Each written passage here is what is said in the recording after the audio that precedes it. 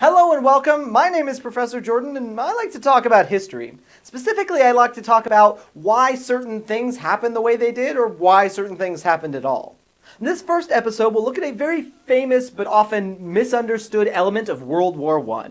And I promise lots of politics, drama, surprising facts, ukuleles, rock bands, Looney Tunes, and some other pretty interesting stuff.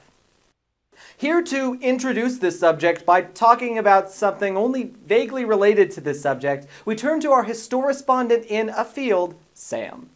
Hi Jordan, I'm here in this desolate wasteland you call a field. Speaking of desolate wastelands we call fields, let's talk about World War I. When you think about war, you don't often think about high fashion, but war really has an impact on every aspect of our culture.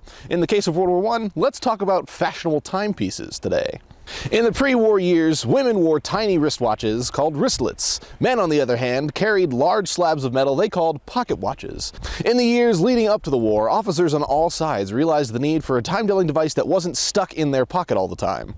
Soldiers soon realized that it was difficult to manipulate a large, bulky pocket watch and, say, fire an artillery piece at the same time. Pilots especially, who would wear heavy layers of wool and leather to keep themselves warm at higher altitudes, couldn't reach their pocket watches in their pants. As the need for an easily accessible timepiece became more and more apparent in the trenches, soldiers began taking their pocket watches and strapping them to their wrists with bits of cord, leather, and even chains and metal.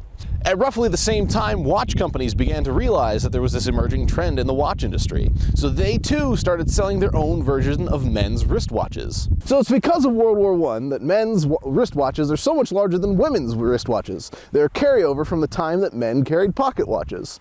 So the next time you are looking at your watch, you too can feel like you're planning an artillery barrage. Thanks, Sam. That was all good and well and all informative and all that. But you know we're talking about Franz Ferdinand and not the war itself, right? If I say yes, will you let me back inside? Doubtful. Click here to watch part 1 of Professor Jordan's Whys of History. Why did the assassination of Franz Ferdinand start a world war? You'll find part 2 down here as well. Part 1 will introduce our theme and actually answer the question, and then part 2 will provide some meaty detail and then get some of my thoughts on the matter. Thank you very much for watching. I am Professor Jordan, and I'll see you all next class.